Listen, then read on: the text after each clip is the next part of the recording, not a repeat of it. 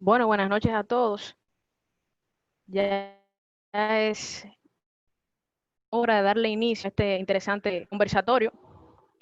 Sean todos bienvenidos, muy especialmente la doctora Birmania Sánchez, la cual tenemos el placer de que hoy va a participar con nosotros esta noche.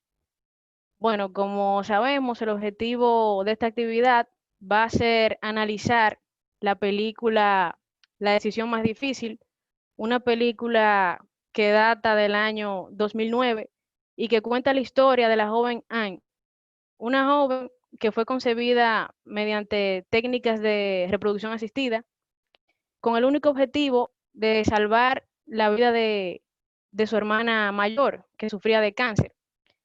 Entonces, Anne, siendo apenas una niña, se veía obligada a participar en transfusiones de sangre, a que se le extrayeran órganos, a participar en extracciones de su médula ósea y muchos otros procesos que eran dolorosos para ella.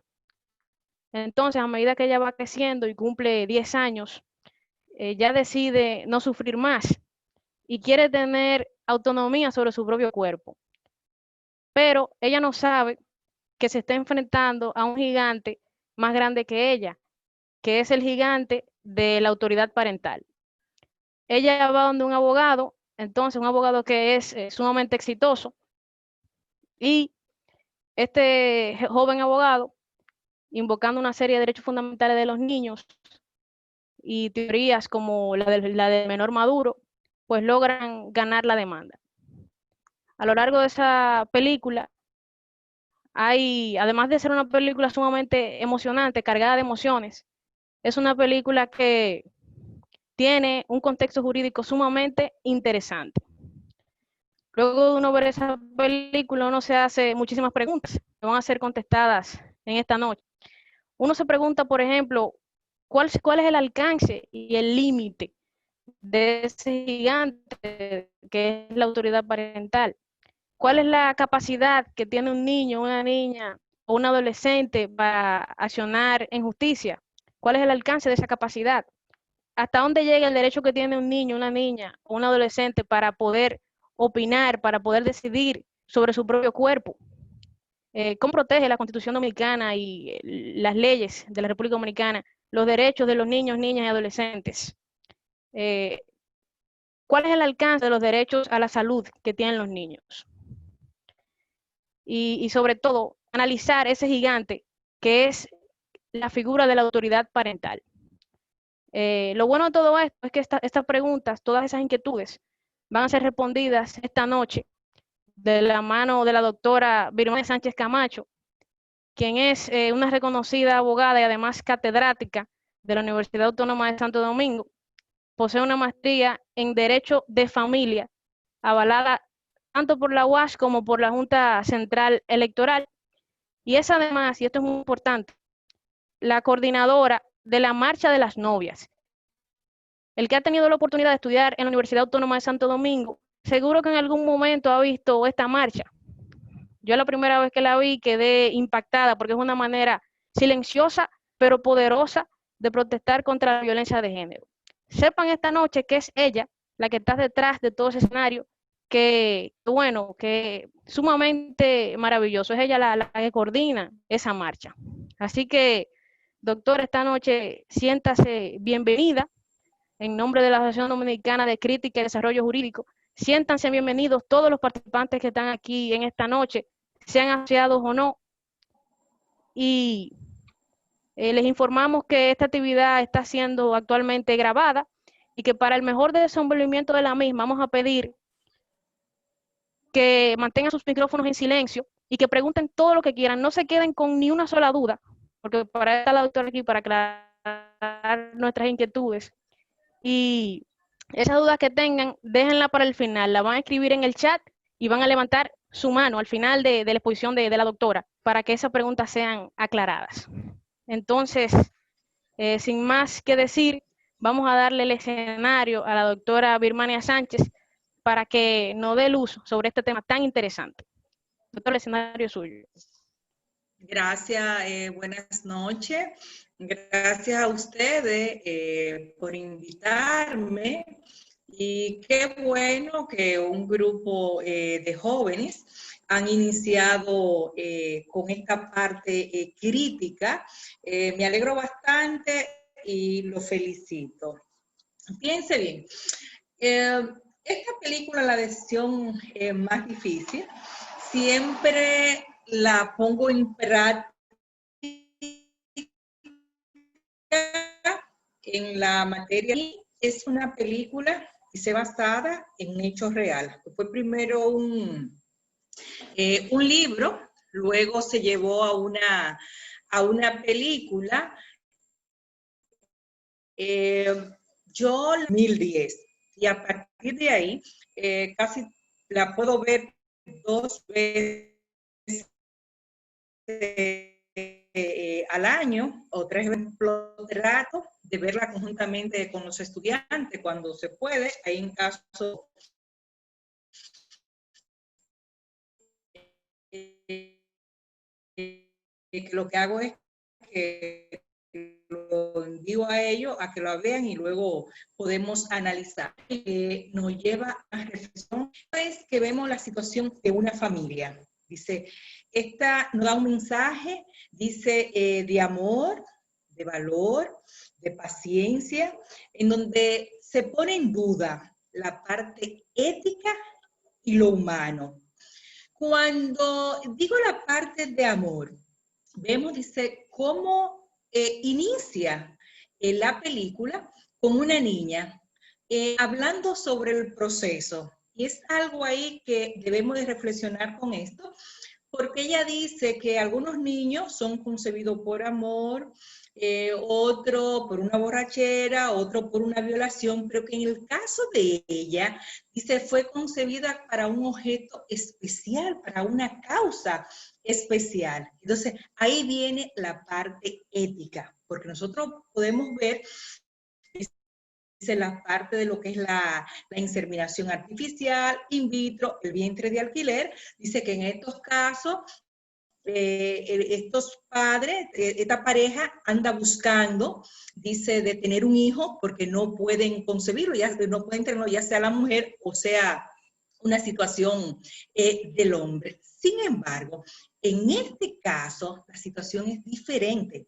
Dice, ellos necesitan, dice, procrear, tener una criatura para poder extraerle algunos órganos a ella para curar a otra hija de 2 años que fue declarada con leucemia. Entonces, viene el proceso, dice, del médico cuando se le declara la leucemia. Es decir, ahí, primer aspecto, digo, falta de ética, porque podemos observar que este médico es quien le indica a ello. La solución sería esta. Entonces, ahí podemos ver que hay una falta ética, porque en una parte humana, un médico no va a decir, mira, va a tener un hijo, tú tienes que tenerlo, y con ese hijo entonces le vamos a sacar esto. Dice, ahí se rompe totalmente la ética de ese médico. Los padres luego acceden a eso, tienen esta hija y al final, dice, era para lo que el médico en principio le había dicho. Dice, pero ¿qué pasa con esto? Esta madre, dice, una abogada muy famosa, que ahí viene la parte del amor, dice, se dedica más, deja su carrera profesional, en esa dedicación de la familia, dice, fue una madre egoísta. ¿Por qué egoísta? Porque esta madre, si ustedes pudieron ver la película, esta madre, todo lo que se iba a comer en la casa, tenía que ser, ella decía que era saludable, si bien es cierto, era una comida saludable, pero no una comida tan especial para los demás miembros de la casa, simplemente dice, tenía que ser especial para la hija enferma, pero ella se llevó que no, que todo el mundo tenía que comer eso, inclusive llega a su propia hija, a la enferma, la llega a saturar. Fíjense bien que ella es quien le dice a los 2 hermanos que buscaran, porque ella se quería liberar, es decir, siempre estaba atosigada de todo lo que la madre le hacía. Y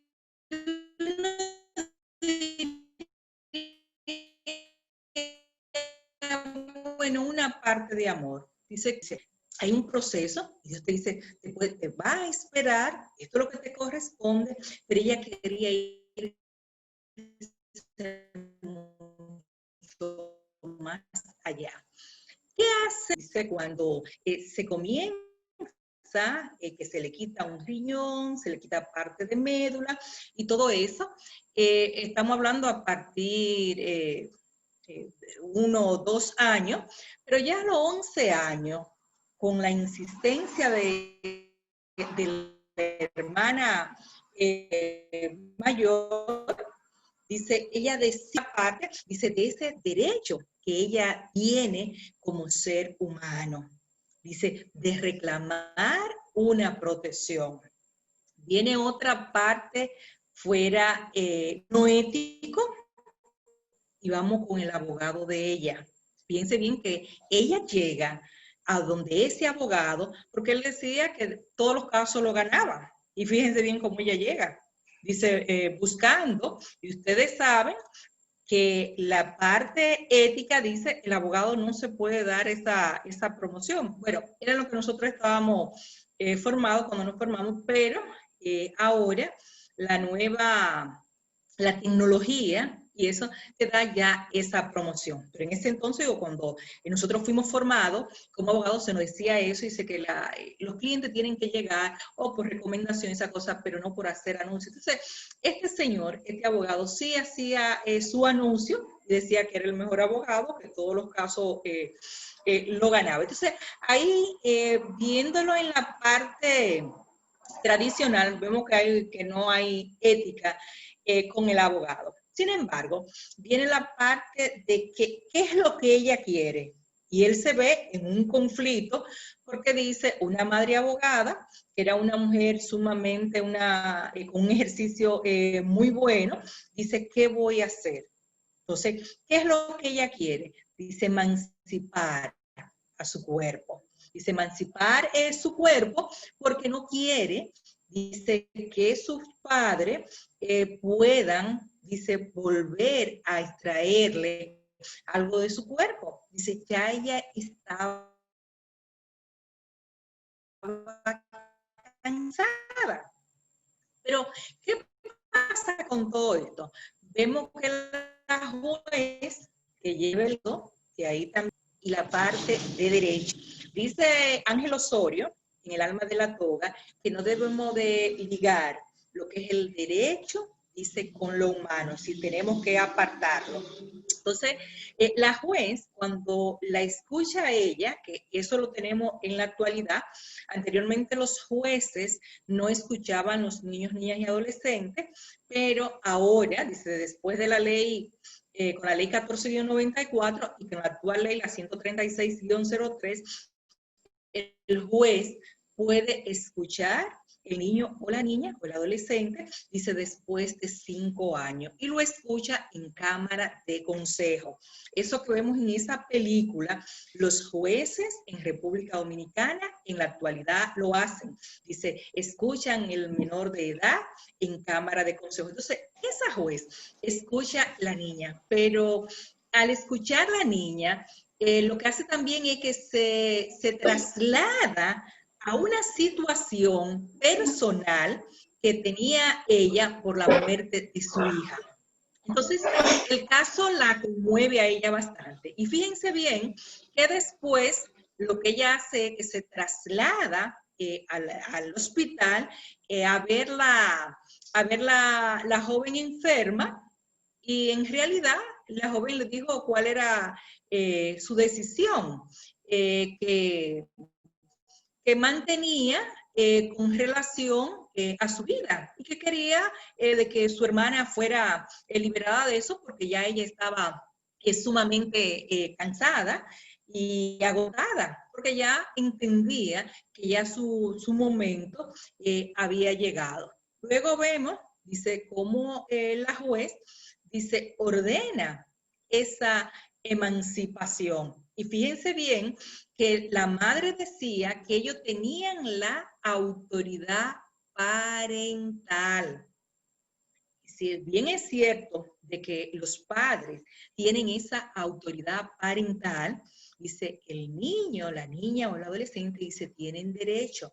Dice, hay derechos que son fundamentales.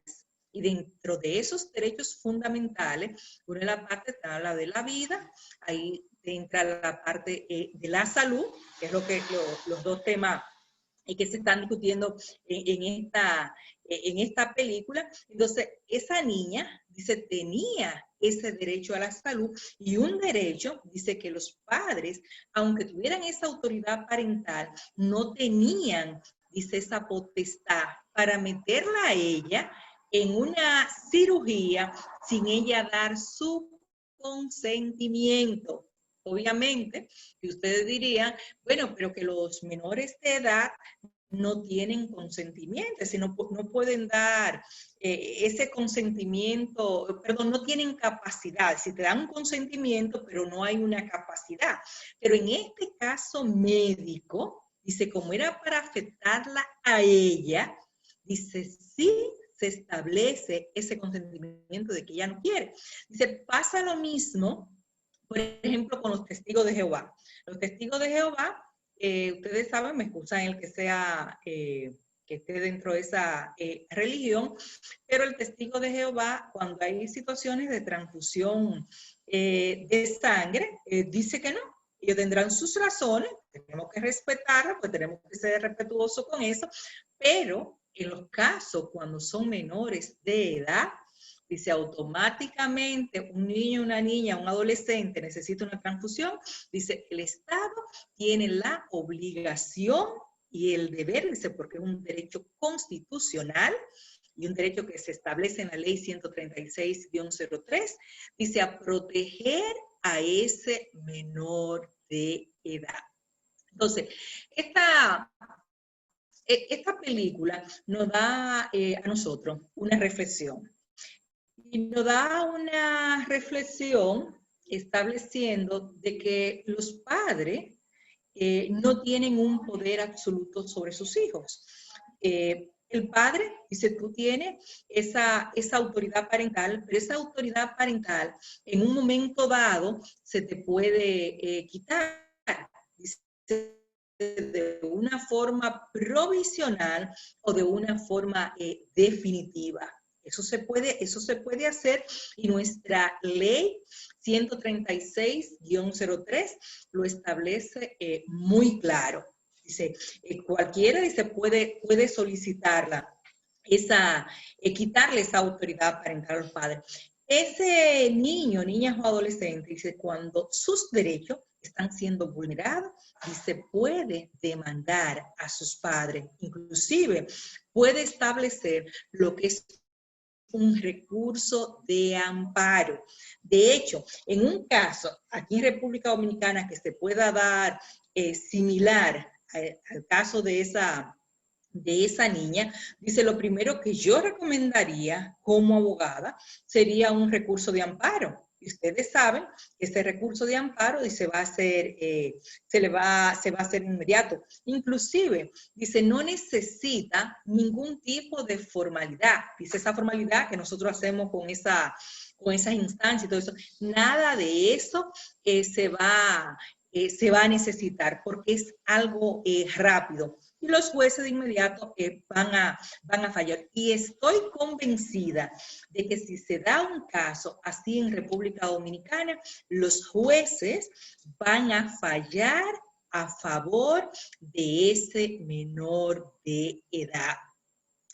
En el caso médico, ese médico pudo ser sancionado, dice, por su sociedad médica, y en el caso del abogado, también dice, vuelvo y repito, en una situación, porque ya en la situación que tenemos en la actualidad, ya no, porque ya eso está dentro de la nueva como dentro de la nueva modernidad, de que los abogados tengan por una situación u otra, dice que tengan que estar diciendo de su especialidad y todas esas cosas. Entonces, es la situación que se puede dar.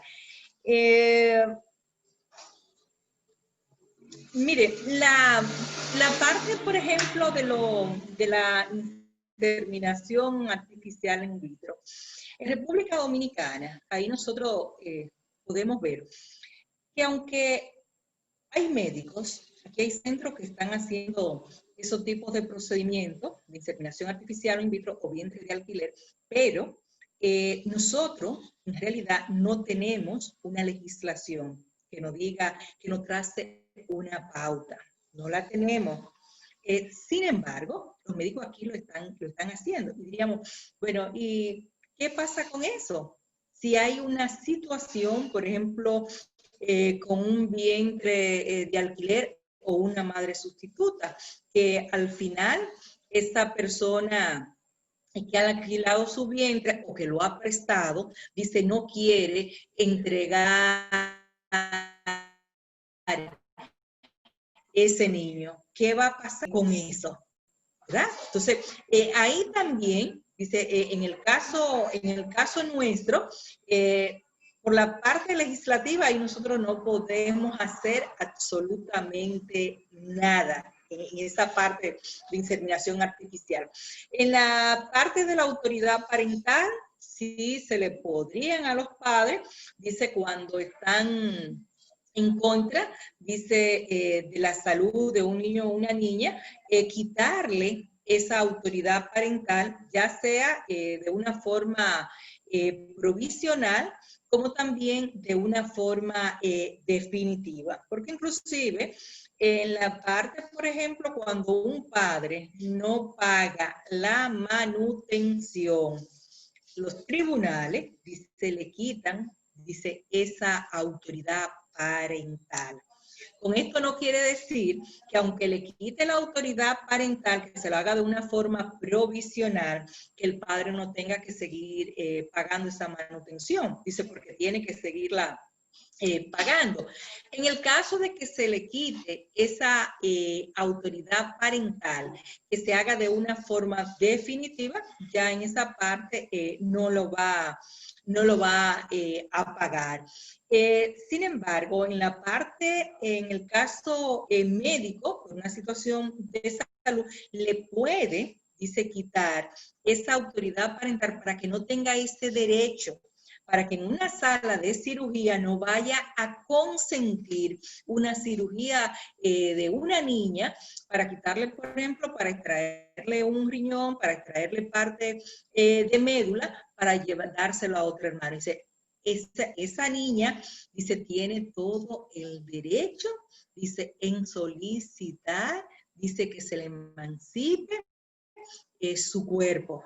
Fíjense bien, en la película se establece la emancipación solamente para el cuerpo, para que los padres no puedan decidir, pero los padres quedaban con la autoridad parental de ella, su autoridad parental con relación a la manutención, con relación al cuidado, con relación a su educación, es decir, con todo. Lo único que la juez le dice, no, yo no te voy a permitir a que ustedes tengan que dar el consentimiento para quitarle a ella un órgano, alguna parte de su cuerpo, para dárselo a otra persona. Dice, es lo que la jueza hace en en quitarle a los padres ese derecho. Y sí, en la actualidad eso se puede establecer en los tribunales. No lo he visto, personalmente no lo he visto en esos casos así de emanciparlo médicamente, porque la emancipación que he tenido solamente para cuestiones de matrimonio de adolescente. Entonces, médicamente no, pero sí he tenido casos en donde se le quita a una madre la guarda por situaciones de religión. por ejemplo, el caso de los testigos de Jehová, no por la religión per se, sino por las situaciones que se dan. ¿Por qué? Porque la misma ley 136 establece, dice, de expresarse, tiene un derecho sobre la religión. Obviamente que si tengo un menor de edad, yo no puedo dejarlo solo en la casa, sino tengo que llevármelo a la iglesia, me lo voy a llevar a la iglesia, pero esto no quiere decir que de que yo tenga que imponerle esa religión. Yo tengo que dejarlo tranquilo. Sí voy a tener, tengo que irlo formando, pero no imponerlo. Entonces, no he visto, vuelvo y repito, caso con la parte de emancipar el cuerpo. Sí se puede establecer, si tienen algún caso, eso se puede establecer. Tampoco con la parte de la inseminación, no he tenido caso para llevarlo a los tribunales. Sí he tenido caso de llevarlo en parte de mediación, aunque lo veo en la práctica jurídica, cuando se hacen esa vientre de alquiler o madre sustituta, que hay una parte que está contraria al derecho. ¿Por qué contraria al derecho? Porque cuando una mujer alumbra, se va a tomar en la clínica el nombre de ella, ¿verdad? Para luego hacer la declaración en el registro civil, en la oficialía del Estado civil. ¿Y qué pasa con esto? El nombre que se da en ese lugar es el nombre de la que va a ser la madre, que no es la madre la que ha parido. ¿Ah? Entonces, ahí hay una parte, dice, contraria al derecho, porque nosotros no tenemos una regularización. Y eso es lo que se establece en la actualidad. Yo llevé un caso con 2 hermanas, una le prestó el vientre a la otra, y a partir de los 6 meses, la que estaba embarazada dijo que ya no iba a entregar la criatura. Entonces, en mi ¿verdad? Yo quería que el caso se judicializara para nosotros ver cuál era el pensar que iban a tener los jueces, pero al final pudimos llevarlo en una parte de mediación y todo quedó tranquilo, ¿verdad? Porque todo estaba dentro de la familia. Sin embargo, el médico que llevaba ese proceso, ahí había una falta también, diríamos, ética, porque ese médico estaba llenando un registro que no le corresponde a esa persona, es decir, con un nombre que no le corresponde. Entonces, es lo que nosotros podemos ver en la actualidad. Dice, todo esto que no puede pasar. Esta película nos da una buena reflexión con el amor, la parte de la dignidad humana, y eso lo podemos ver en la parte constitucional. Primero dice el 37, nos habla sobre la vida, el 38 ahí en la dignidad humana. Entonces, la situación con esta menor de edad no se estaba tomando en cuenta la dignidad humana de ella. Entonces, ahí hay una parte muy buena para reflexionar. Más o menos por ahí es que va la situación de la película. Podríamos entrar en el turno ahí de preguntas, que es la parte que lo veo con mayor, que se puede hacer el mayor debate. Bueno, muchísimas gracias, doctora, por su excelente intervención y haber aclarado tantas cuestiones interesantes. Eh, Aquí tenemos muchísimas inquietudes de los participantes. Esperemos sean contestadas por usted y aquellas personas que tienen dudas, anímense a colocarla en el chat. No se acuesten esta noche sin tener esa respuesta, que aquí está la doctora para eso. Bueno, comenzamos entonces con la primera pregunta, que dice así: ¿no cree usted que la jueza debió inhibirse debido a que fue íntimamente tocada por el caso? Bueno, ahí era que decía de la parte que Ángel Osorio habla en El alma de la toga, que es un libro que yo siempre lo recomiendo para leerlo. Un libro con mucho tiempo, porque lo leí yo en mi época de estudiante. Y Ángel Osorio dice que no debe de ligar lo humano con el derecho. Ella pudo haberse inhibido en ese caso. Sin embargo, ella dio una sentencia justa, ¿verdad? Porque la hizo apegada al derecho. Podría haberse inhibido por la situación de que veía en esa niña, representaba a su hija, que había muerto en un accidente. Entonces, ahí en esa parte sí, pero al final dio una sentencia, y dio una sentencia buena, porque otorga la emancipación del cuerpo. Muchísimas gracias, doctora. Hay otra pregunta sumamente interesante que dice, ¿cuándo puede considerarse como abusiva una corrección de un padre a un niño, niña o adolescente? ¿Cuándo puede considerarse abusiva una corrección? Bueno, una corrección abusiva, por ejemplo, con el castigo que se le puede dar, por ejemplo, dejarlo sin comer, o darle una pela con una correa, aunque a veces hay que darles una algadita, ¿verdad? Otra, por ejemplo, que he tenido 2 casos con eso, de que una madre le introdujo las manitas a la niña en una olla de agua caliente, porque la niña se había tomado, le había tomado 25 centavos.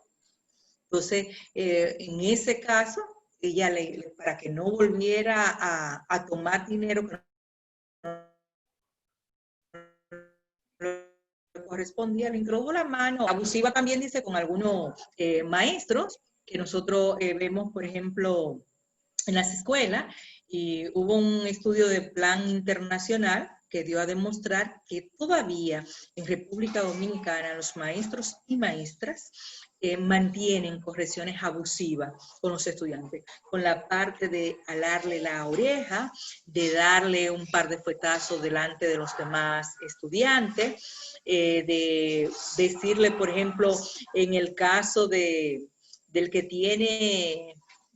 está teniendo que tienen menos conocimiento, llevarlo a la parte de atrás, porque los de adelante son los más inteligentes y son los que se van a sentar. Es decir, hay muchas formas en que se pueda dar una corrección abusiva.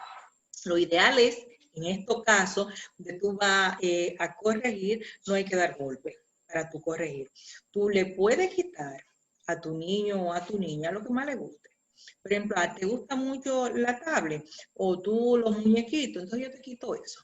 Entonces tú estás corrigiendo, y estás corrigiendo con algo que a ese niño o a esa niña le gusta, y tú sabes que ya tú se lo vas a quitar por 1 o 2 días, y eso lo va a pensar y no lo vuelve a hacer. Pero cuando tú comienzas a hacer una corrección abusiva, dando golpes con correa, con palo, dice, el cuerpo humano, el ser humano se va poniendo resistente. Los 3 primeros días es que va a sentir más, ¿verdad? Esos golpes. Pero después, dice, se va sintiendo, se va a resistir. Y el ser humano es así.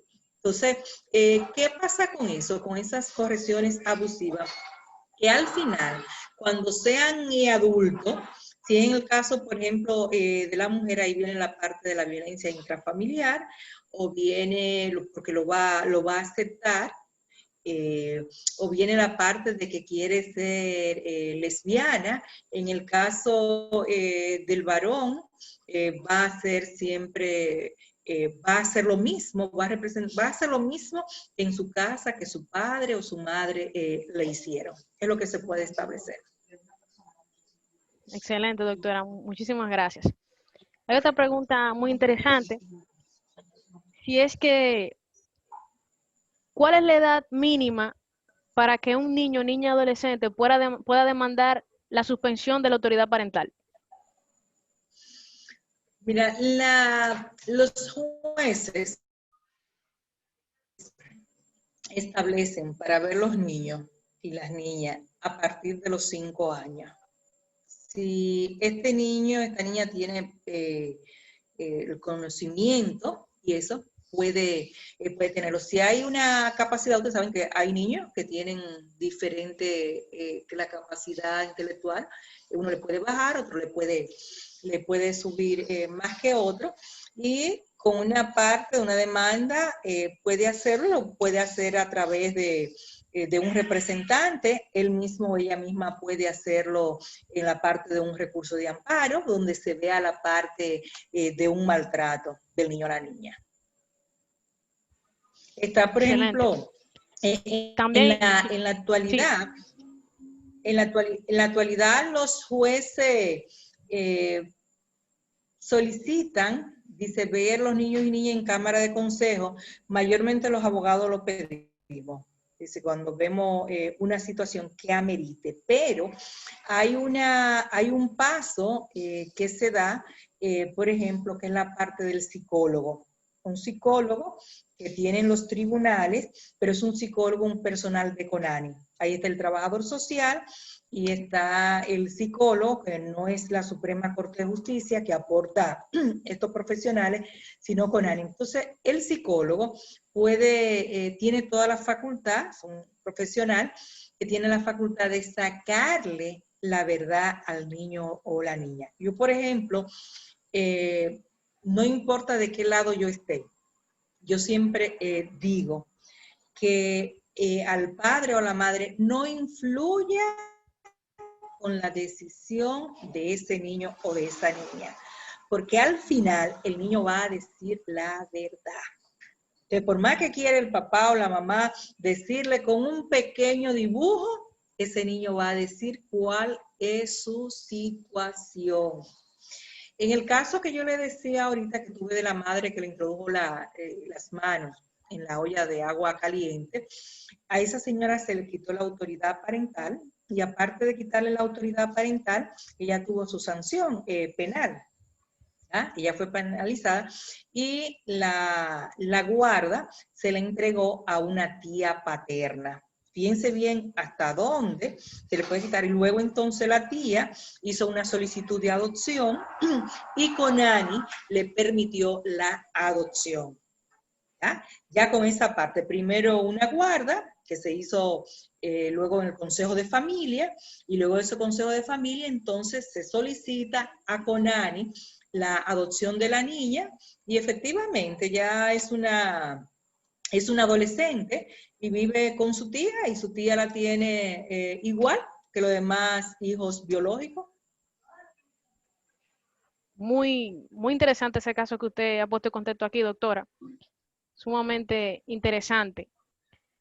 Y eso nos permite pasar a la siguiente pregunta de Mars García, que dice, en el caso del vientre en alquiler, si la madre portadora se niega a entregar el niño al término del embarazo, ¿puede hacerse algún tipo de reclamo por parte del padre a través de las pruebas de ADN? Bueno, es que tenemos una situación. Nosotros no tenemos una regularización. Y al no tener una regularización, es decir, el padre aporta los espermas, ¿verdad? Y la señora dice que ha concebido, que ha guardado, inclusive que ha guardado esos óvulos y esos espermas. Dice, de esa pareja, lo que nosotros tenemos en la actualidad, ella es la que tiene el derecho. Y esos casos, por ejemplo, en Estados Unidos, se han establecido casos con personas, pero allá tienen regularización. Por ejemplo, vi un caso de una joven que ella alquiló su vientre. Y al alquilar su vientre, el óvulo se dividió, una pareja de mellizos. Pero la pareja nada más quería uno solo. Y eran los espermas y los óvulos de esa pareja. Y al final la señora dijo, o los dos o ninguno. Y fueron al tribunal y el tribunal ordenó, dice, o lo toman los dos niños o se van en adopción. en una adopción cerrada. Cuando hablamos en Estados Unidos de una adopción cerrada, es que esos padres no vuelven a saber jamás de esos niños. Por eso le hablan ellos de adopción cerrada. En el caso nuestro de República Dominicana, en la actualidad, el derecho va a proteger a la madre, dice que lo ha concebido, no a los portadores, porque no hay una regularización. Pero además, con los seres humanos no se contrata. Es la parte que hablamos ética, de eso, porque tú no puedes contratar, dice, te voy a dar, son casos que se dan 10,000, 15,000, hasta 20,000 dólares. Se dice que Ricky Martin paga, creo que son 25,000 dólares para la señora que le ha concebido sus 2 niños. Es decir, es mucho, mucho dinero. La corriente feminista dicen que es una forma de violencia contra la mujer. Y yo creo que sí, que es una realidad. Las iglesias dicen que no están de acuerdo con lo que es el vientre de alquiler. Y yo estoy conteste a eso de la iglesia. Con todas, la cristiana, las evangélicas, dicen que no están de acuerdo y yo sigo esa tesis de ellos por la razón de que cuando se alquila un vientre, esa mujer que tú le alquilaste ese vientre, lo que quiere salir es rápido de ese parto. ¿Para qué? Para que le entreguen su dinero, porque el dinero se da en cuota, ¿verdad? Pero esta mujer va a tener una alimentación, todos los gastos de parto y todo eso. Pero eso no es lo importante para la situación de la criatura y ese afecto que se tiene que llevar desde el vientre. ¿Ya? Entonces, ahí hay una parte que es lo más importante. Dice, no sé si alguna del grupo ha tenido hijos, pero si alguna ha tenido hijos, saben que desde el mismo momento en que ya uno comienza a sentir esa criatura en el vientre de uno, ya hay una transformación. Entonces, sí lo hago solamente porque quiero dinero. ¿Qué es lo que voy a hacer? Lo que quiero yo es salir rápido.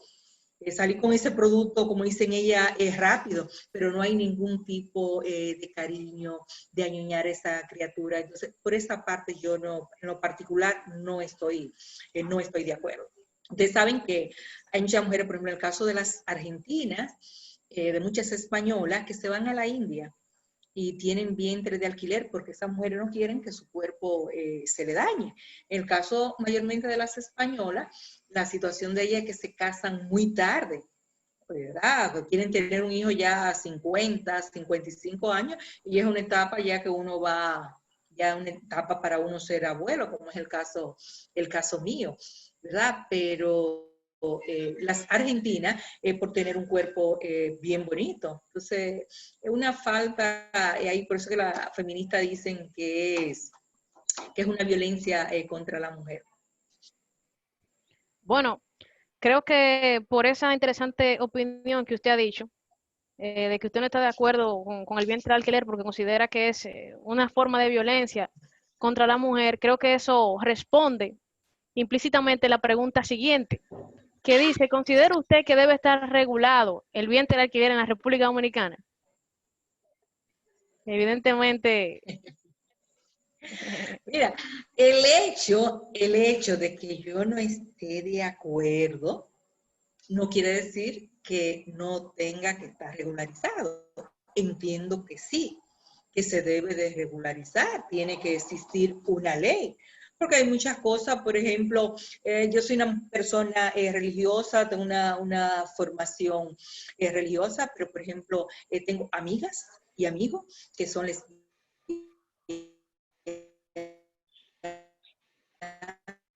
homosexuales, y yo los grupo que los digo y los veo, y a veces yo dan un mensaje, y uno dice, y es verdad, tienen razón, es decir, porque no es la salud de esa persona, el que está enfermo es el que tiene la homofobia. Y yo digo que al final cada quien va a dar su cuenta individual. Quizá esa persona que tiene una preferencia sexual diferente a lo que está establecido en la Biblia, tenga una salvación, no morimos los del mismo día, su salvación sea primero que la mía. Entonces yo con eso no estoy de acuerdo, ¿verdad? Pero entiendo de que se tiene que regularizar por la situación que le decía. Es decir, alquilo el vientre y luego entonces tengo que dar en la clínica el nombre de esa señora que va a ser la madre, aunque no es la madre biológica, y podríamos una casuística decir, ¿y si esa mujer muere en el parto?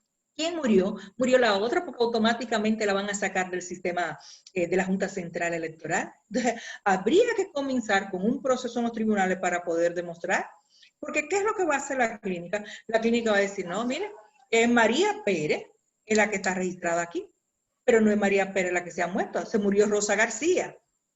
Y Rosa García entonces para el sistema sigue viva.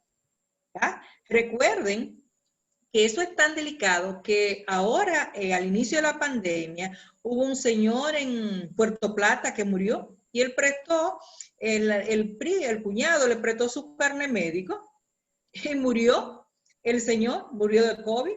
Entonces le decía, pero yo estoy muerto. Entonces él le reclamaba al director del hospital, el director dijo, no, que está registrado con este nombre. Entonces pasa lo mismo con una mujer que se registre con un nombre que no es el de ella.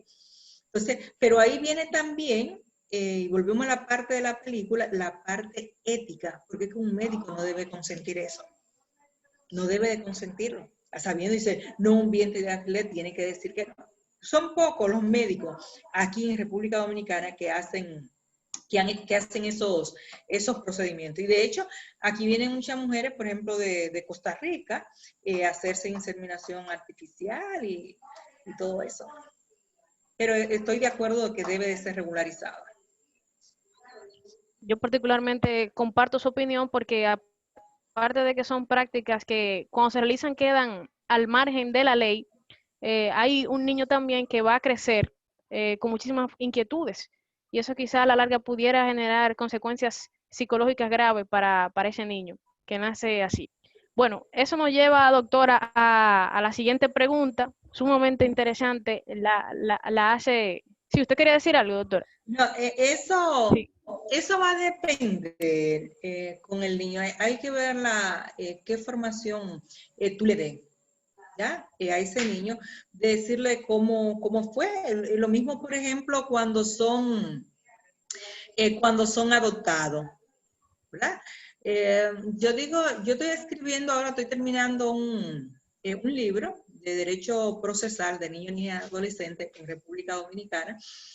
Y en la parte de adopción, encontré algo de un anónimo hace mucho tiempo y siempre lo mantengo ahí porque ese anónimo dice, no eres sangre de mi sangre, no eres hueso de mi hueso, no eres de mi corazón, pero sí te tengo en él. ¿De qué quiere decir esto? Que aunque no sea mi hijo biológico, o te diga porque los óvulos míos, llega un momento en que tú tienes que concientizar a ese niño.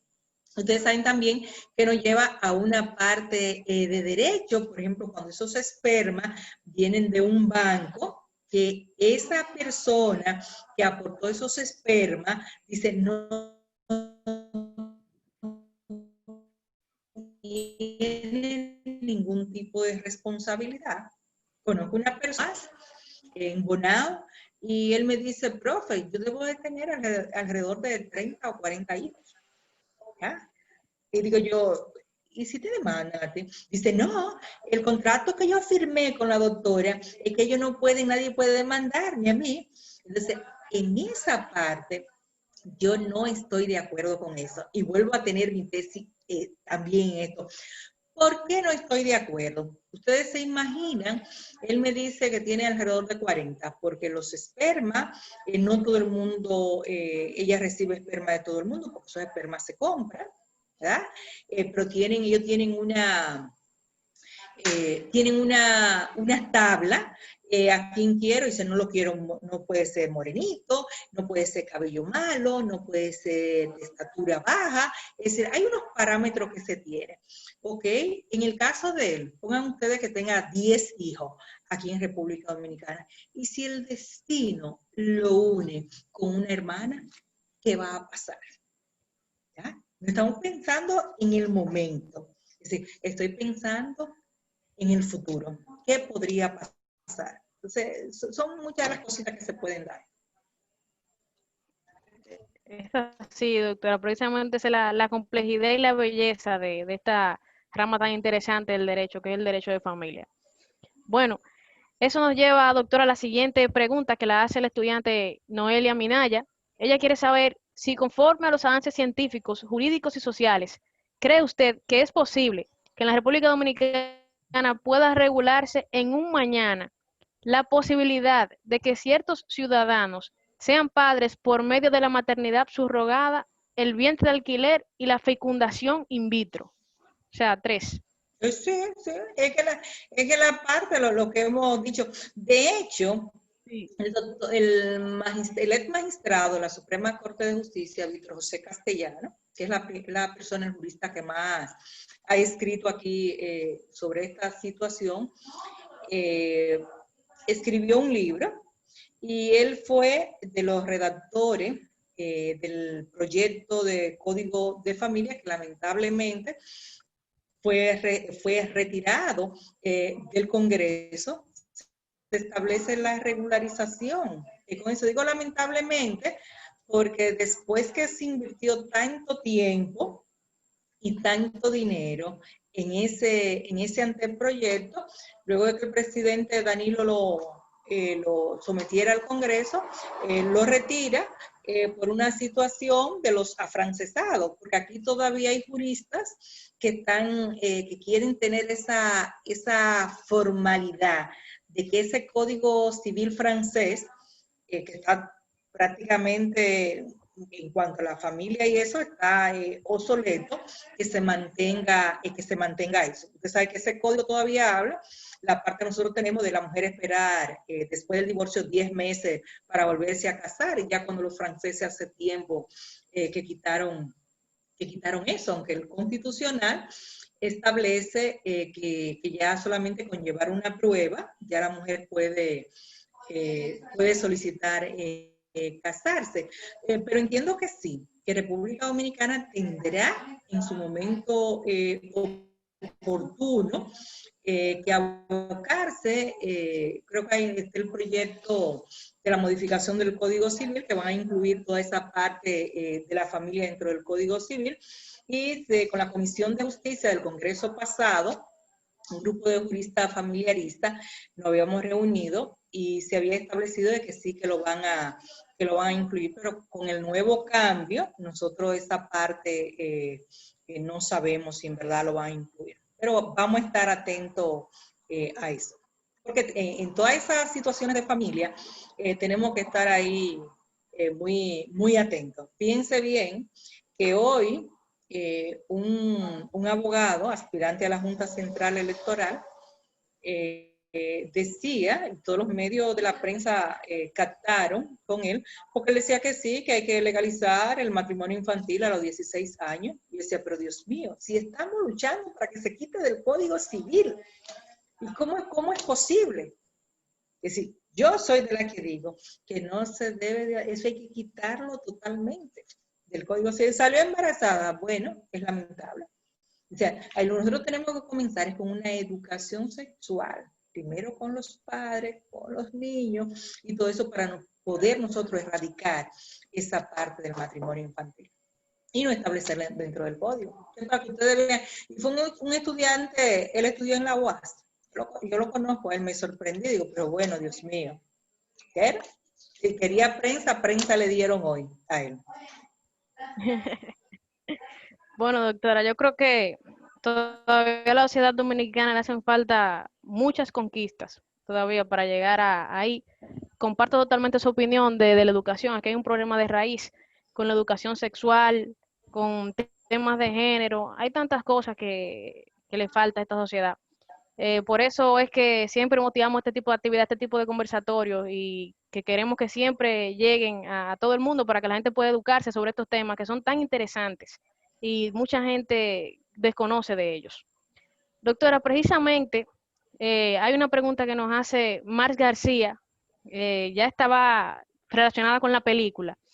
Dice, la hermana enferma de una manera indirecta renuncia a seguir recibiendo trasplantes de su hermana menor. No estaríamos hablando de suicidio asistido ni de eutanasia. La ley prevé renunciar a seguir recibiendo tratamiento médico. Pregunta él.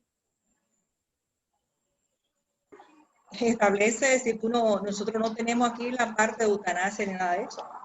Dice, aquí hay que luchar con el ser humano hasta que le quede un hito de vida, que es lo que se establece. Y yo digo, en lo particular, que hay que esperar ese desenlace final que pueda tener ese ser humano. Por ejemplo, yo no estoy de acuerdo con la eutanasia, para nada. De la misma forma dice, no estoy de acuerdo con lo que es la parte del aborto, y eso no. Y muchos dirían, bueno, pero una feminista, y sí, pero el feminismo no quiere decir quitar vida. Aborto, esa joven, como quiera, va a quedar marcada. Y si tiene el hijo, también va a quedar marcada. Entonces, esa criatura tiene un derecho a nacer. Entonces, con ella, esa joven, tenía, para ellos en Estados Unidos, ellos mantienen la eutanasia. Ya, la tienen legalizada. Nosotros no la tenemos legalizada. Y ella estaba esperando, dice, su proceso, y al final vieron el desenlace de ella, pero siempre, dice, nosotros los seres humanos, por lo menos los que tienen su formación cristiana y eso, siempre tenemos la esperanza. Lo podemos ya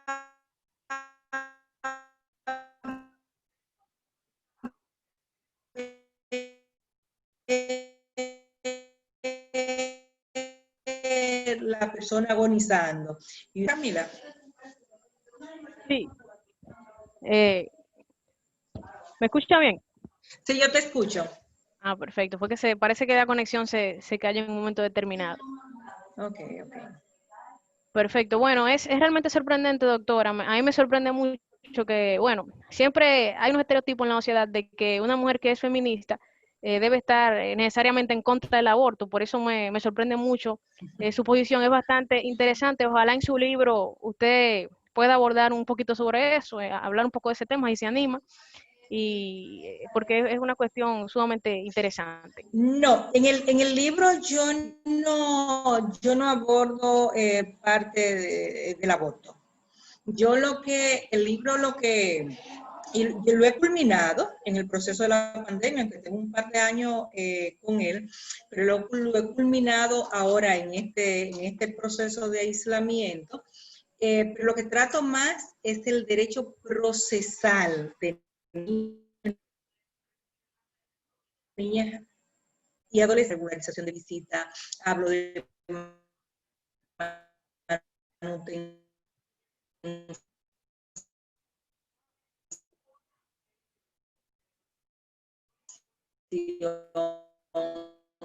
hablo de la cámara GESEL, quizá más adelante, que tengo algo ahí montado sobre derecho de familia, ahí sí pudiera tocar ese tema. Y tengo muchas críticas con las amigas que son feministas radical, porque yo le digo, yo no estoy en ninguno de los dos extremos. ¿Ah? Pero ese feminismo radical, que ustedes ven a estas mujeres poniéndose zapato de hombre, correa de hombre, y esa cosa,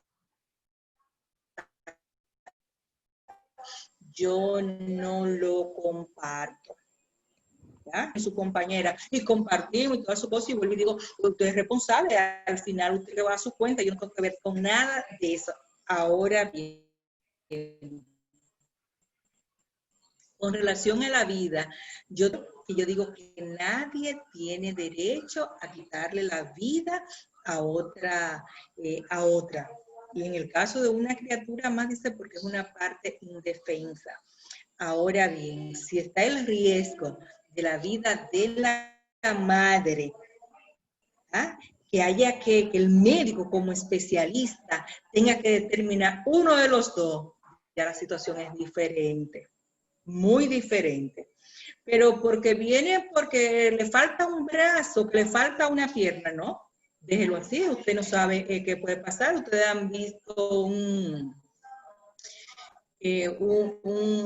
caballero que han dado el mundo entero dando su testimonio, que le faltan las piernas, ¿verdad? Y él va a congreso y todo eso, y él está feliz. Y miren este artista que me encanta, Andrea Bocelli. Andrea, cuando estaba en el vientre de su madre, los médicos le decían que abortara, y su madre lo dejó. Y miren quién es él hoy, ¿verdad? Y él lo da gusto que ustedes escuchen el testimonio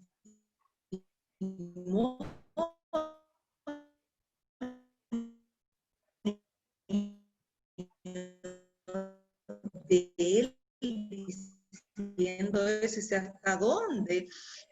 Hay muchas cosas que yo no estoy de acuerdo. Obviamente tengo que respetar la idea de cada quien, ¿verdad? Porque yo lo que digo es que lo que tenemos que tener es una prevención.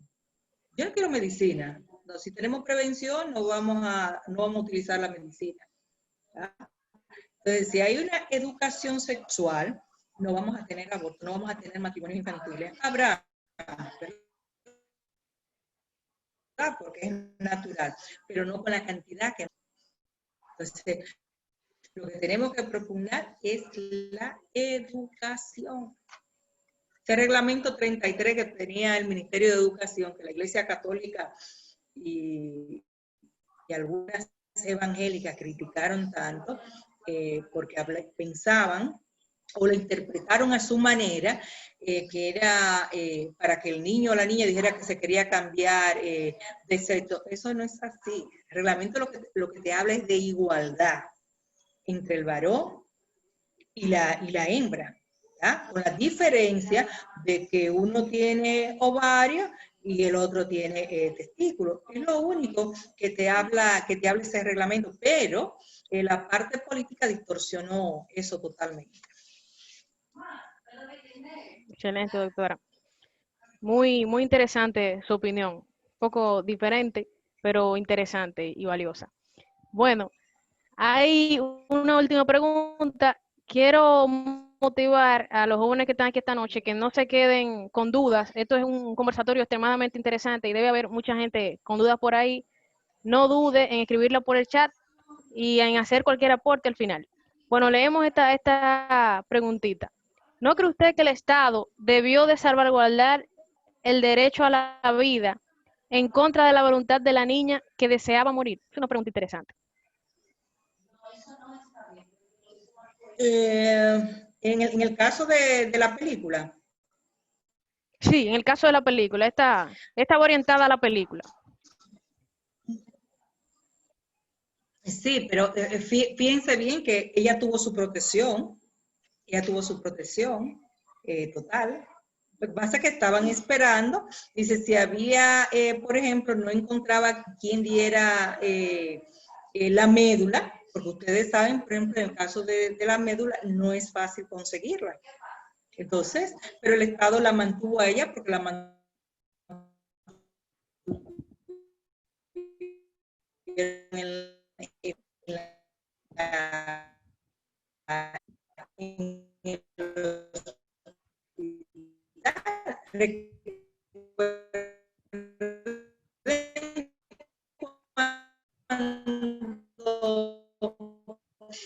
padre quiere y la a la vida.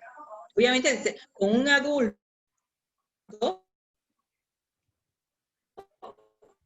ya es diferente. Porque ya un adulto ya usted puede decidir lo que quiere con su vida. Aunque el Tribunal Constitucional de Alemania, si mal no recuerdo, un señor decidió, se puso una huelga de hambre, dijo que no iba a comer. Y los familiares solicitaron un amparo en el Tribunal Constitucional y el Tribunal Constitucional ordenó que se le diera comida intravenosa, porque ya lo que quería era morirse, no tomaba agua ni nada, y fue algo rápido, el tribunal ordenó y el hombre sobrevivió. Ahí el Estado se impuso, que es lo ideal con la vida. Que la vida es un proceso, dice que nadie tiene derecho a quitarle la vida a otro y que llegará el momento en que tú ya tienes que dejar esta vida terrenal, pero cuando te llegue tu hora, cuando le llegue la hora a cada quien tiene su hora marcada. Es así, doctora, es así. Bueno, si alguno de los participantes quiere realizar algún aporte, este es el momento. Puede levantar su mano o intervenir. Sí, sí, doctora, ¿quiere Y decir algo? Laura, que no la he visto. Tiene que estar por ahí, Laura. Bueno, no sé si, creo que están tímidos los jóvenes esta noche. Pueden ser dos cosas, o están tímidos o han quedado satisfechos con su magistral exposición, doctora. Bueno, veo que Hola. César, excelente. Ay, sorry. Ya. Personalmente, muchísimas gracias a la profesora Birmania. Yo no tuve la oportunidad de coger clases con ellas en la universidad, pero la verdad es que siempre he oído muy buenas recomendaciones de ella y la verdad es que tiene muy buen manejo de la temática. Me gustaría, bueno, yo hice muchísimas preguntas, la verdad, pero me gustaría saber en concreto, ¿qué opinión para usted le merece todo ese entramado de tener un hijo solamente para salvar a otro? Hablamos un poco de la fertilización, el tema in vitro, pero en sí tener un hijo para salvar al otro, que es lo que se discute con la clonación y eso. No sé si en otros países ya hay legislación en cuanto a eso. No sé qué hay sobre eso en general. Mira, hay una parte moral. Y bueno que hiciera esta pregunta porque no lo tocamos. Yo entiendo que es algo inhumano. Es decir, porque los hijos, tú no quieres un hijo más que otro. Yo tengo 3, y si me ponen los 3, para mí los 3 son iguales, ¿verdad? Entonces, tú no puedes tener, de que voy a tener un hijo para salvar otro. Yo digo que eso es algo inhumano, que es algo inmoral. ¿Por qué? Porque si tú tienes todas las posibilidades, como en el caso de esta familia, ¿qué es lo que tenían que hacer? Ponerse ¿cómo decirlo? En fila, ¿verdad? Dentro del hospital para la parte del trasplante de médula, que eso lo hay más en Estados Unidos y lo hay aquí en República Dominicana. Imagínense usted un país tercermundista, que diríamos nosotros en Estados Unidos, porque esta película fue basada en un hecho real. Entonces, yo en lo particular no consigo eso, de tener un hijo para salvar otro. Ay, no, porque entonces tú estás vistiendo un santo para salvar otro. Entonces, ay no, porque todos los derechos de esa niña, su dignidad y todo eso, no la tenía. Eso yo no estoy de acuerdo con eso. Obviamente dice que hay que respetar toda aquella persona que quiera hacerlo. Lo veo antiético, que fue ahí con la parte que nosotros iniciamos cuando comenzamos a hablar, es una falta de ética del médico que propuso esa situación, porque era lo que él veía en principio más factible. Cuando yo digo que hay otras partes que podían ser más factibles de buscar la médula. Así es. Bueno, si alguien más quiere expresar su opinión, este es el momento. Muchas gracias, César, por esa interesante pregunta de un hijo para salvar a otro. Sumamente interesante también. Creo que yo comparto particularmente también la opinión de la doctora en ese aspecto. No sé si ustedes también, los jóvenes que están aquí esta noche, y si tienen alguna pregunta o aporte, este es el momento para realizarlo. La doctora está en toda la disposición, en la mejor disposición de aclarar cualquier inquietud. Así es. Así que aparentemente nadie tiene ninguna inquietud. Y bueno, yo particularmente, doctora, como hoy se celebra el Día del Niño, quisiera saber si usted tiene alguna reflexión para la sociedad dominicana el día de hoy. Para la sociedad que, bueno, es una sociedad, como le dije anteriormente, que tiene muchas debilidades todavía y que para llegar a todos los avances que hemos comentado en esta noche faltan todavía muchas cosas, sobre todo la educación. Entonces yo quisiera saber su reflexión eh, con motivo de esta película, el Día del Niño y todo esto, doctora. El Día Internacional del Niño. Bueno, yo lo que aspiro que los niños, niñas y adolescentes primero tengan una familia, que necesariamente que sea una familia biológica, también está la familia adoptiva, y que esos niños y niñas que están en la calle, dice que encuentren un hogar, sus derechos no sean vulnerados, y que las políticas públicas y las políticas sociales para nosotros tener una niñez feliz. Teniendo una niñez feliz, vamos a tener adultos felices y vamos a tener una sociedad sin tener tantas personas metidas dentro de la criminalidad. Vamos a tener cárceles prácticamente vacías, ¿verdad? Porque cuando tú crías, cuando tú tienes una educación con tus hijos, tienen un desarrollo ya universitario, un desarrollo profesional, y eso lo vemos en las estadísticas de los internos en la actualidad. Dice, los profesionales, hay una cantidad, pero una cantidad muy mínima que están internos.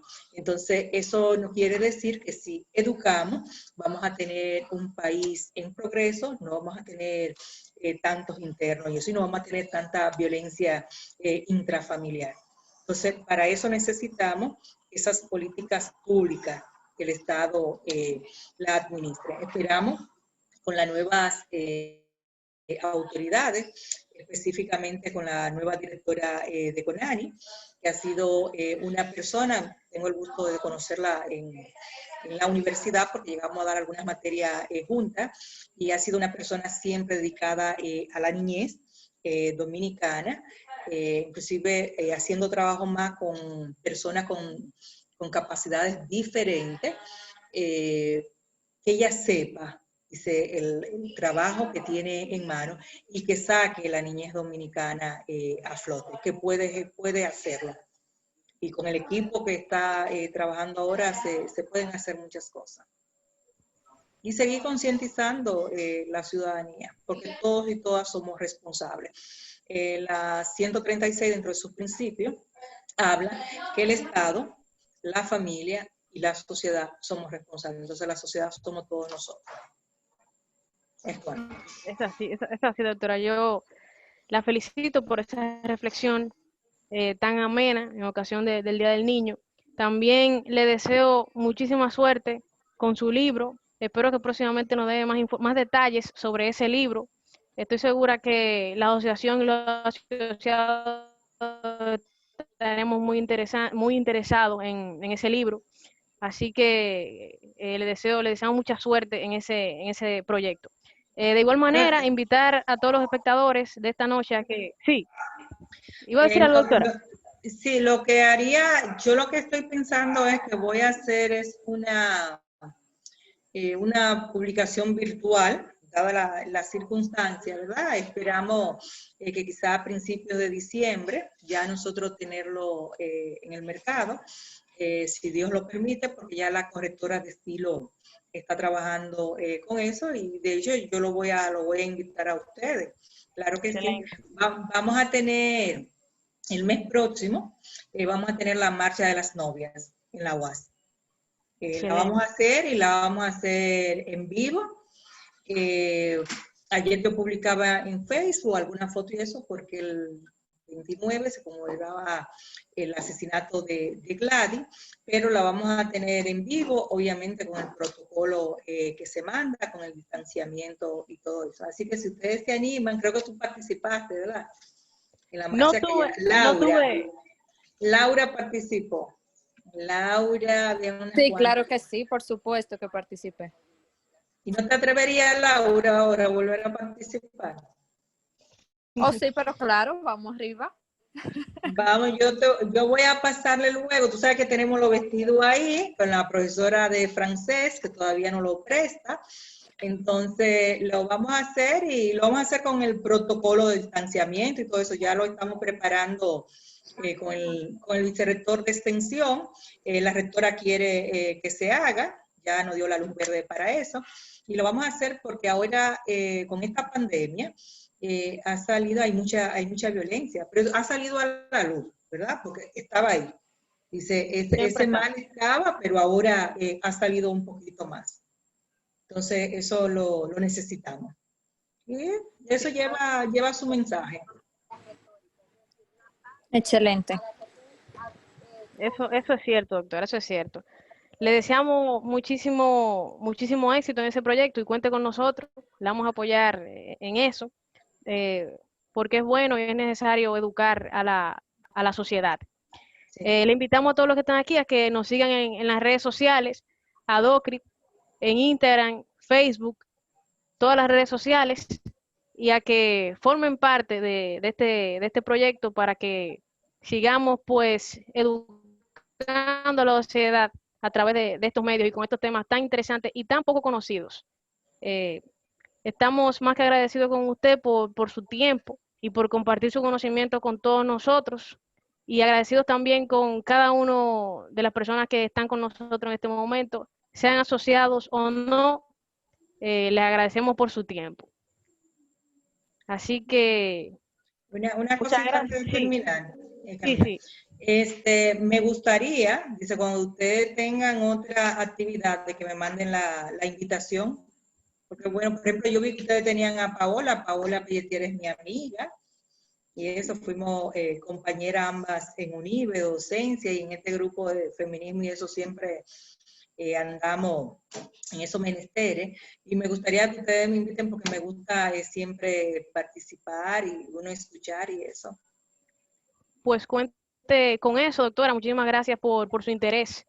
Claro que sí, que la vamos a incluir próximamente en todas nuestras actividades. Le agradecemos por ese apoyo, de verdad que eso vale mucho. Para nosotros y para la sociedad dominicana también, que la necesita usted y nos necesita a nosotros, ¿verdad? Así no, ustedes son un grupo de jóvenes que están muy activos y a mí eso me gusta, porque ustedes son el futuro. Y con ustedes, y lo que ustedes están haciendo, yo lo veo fenomenal, porque ustedes son los que nos van a sustituir a nosotros. Entonces, ustedes llevan una sociedad sana y eso es lo que nosotros necesitamos. Muchísimas gracias, doctora. Muchísimas gracias. Y gracias a usted también porque, no limitarse a quedarse con los conocimientos para usted, sino para compartirlo en la Universidad Autónoma de Santo Domingo y a través de su libro y todo lo que usted hace, doctora. La felicitamos también por eso. Gracias. Así que muchísimas gracias. Creo que ha sido una actividad sin desperdicios y gracias a todos de verdad. Buenas noches. Así es, buenas noches a todos y muchísimas gracias. Nada. Bien.